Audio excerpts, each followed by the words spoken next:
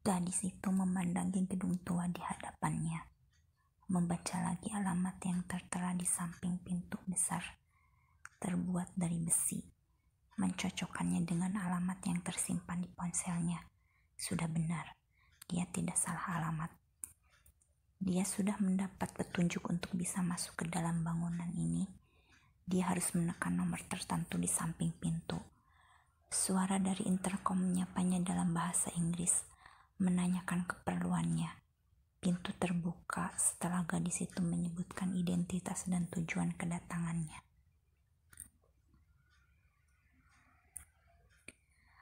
Gadis itu melangkah ragu ketika pintu besi besar itu terbuka dengan suara menderit. Dia mendorong pintu itu terasa berat. Dia melongokkan kepala sebelum melangkah masuk. Di depan pintu tampak ruang berupa lobi, tapi kosong melompong dengan cahaya remang-remang.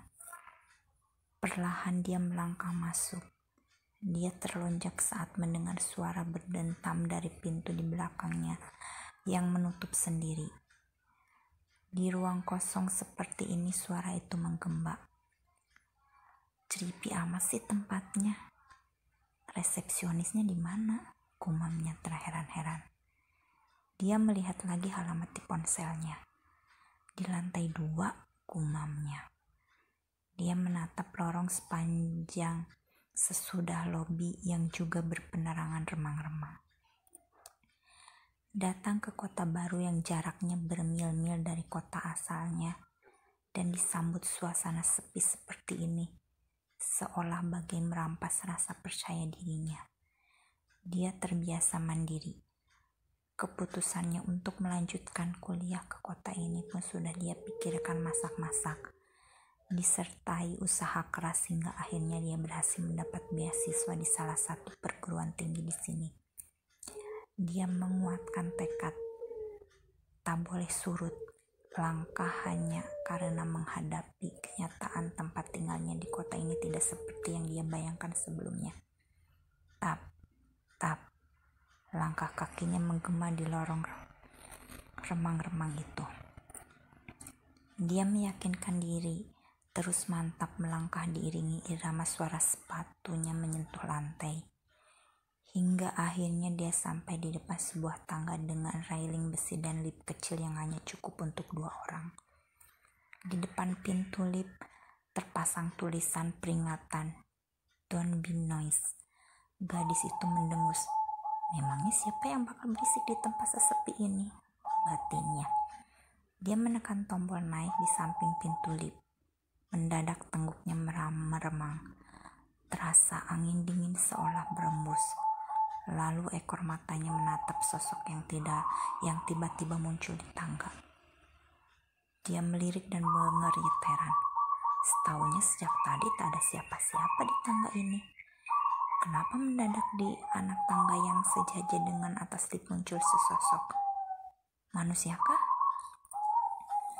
Sosok itu seorang perempuan muda berambut pirang berombak yang panjangnya melebihi bahu. Dia berpikir, perempuan itu penghuni gedung ini, namun dia terkesiap. Matanya melotot ketika sosok perempuan itu menuruni tangga dengan cara melayang. Ya, melayang. Kakinya tidak menjejak anak-anak tangga itu. Bibir gadis itu bergetar. Dia ingin berteriak, tapi tenggorokannya serasa tercekat. Sosok itu semakin dekat hingga berada di sampingnya. Dia buru-buru memalingkan wajah menghadap pintu lift. "Help me."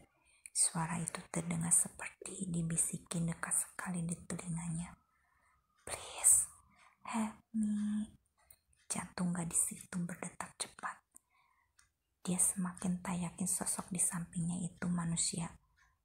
Tapi juga kalau bukan manusia, lalu apa? "Help me. Someone kill me." Dek, bulir-bulir keringat dingin mengalir dari atas dahi gadis itu. Tubuhnya bergetar, udara semakin dingin. Sosok itu terasa semakin mendekat. Ting, gadis itu membelalak melihat pintu lift terbuka. Dia bergegas masuk, menarik koper berodanya dengan tangan gemetar. Lantai batu yang tidak rata agak menahan laju roda kopernya. Ditambah dia sangat gugup membuatnya agak sulit menarik kopernya masuk ke lift. Jantungnya berdegung deras. Terburu-buru dia menekan tombol tutup, berharap pintu lift segera tertutup. Sosok itu berdiri tepat di depan pintu lift, menatap marah pada gadis itu. Gadis itu terkesiap mendadak, napasnya sesak ketika tiba-tiba saja di leher sosok berambut pirang itu muncul garis merah merintang. Lalu dari garis yang ternyata irisan luka itu mengalir darah. Gadis itu menutup mulutnya dengan tangan. Tubuhnya bergetar hebat. Pintu lift menutup, tapi dia belum bisa merasa lega. Rasanya sulit dipercaya. Tapi sosok berambut pirang tadi jelas-jelas bukan manusia. Mana mungkin ada manusia yang sudah teriris lehernya tapi masih hidup? Iya kan? Dan jika sosok tadi bukan manusia, bisa saja sosok itu tiba-tiba muncul di dalam lift. Gadis itu bergidik, gelisah, tak sabar menunggu lift sampai di lantai 2. Lift seolah berjalan sangat lambat, selalu begitu jika sedang ingin terburu-buru. Segala sesuatu seolah melambat. Ting! Lift terbuka. Gadis itu baru saja ingin bernapas lega, namun yang terjadi dia justru berteriak sekeras-kerasnya. Perempuan berambut pirang itu sudah berada di depan lift. Darah dari irisan luka di lehernya mengalir semakin deras.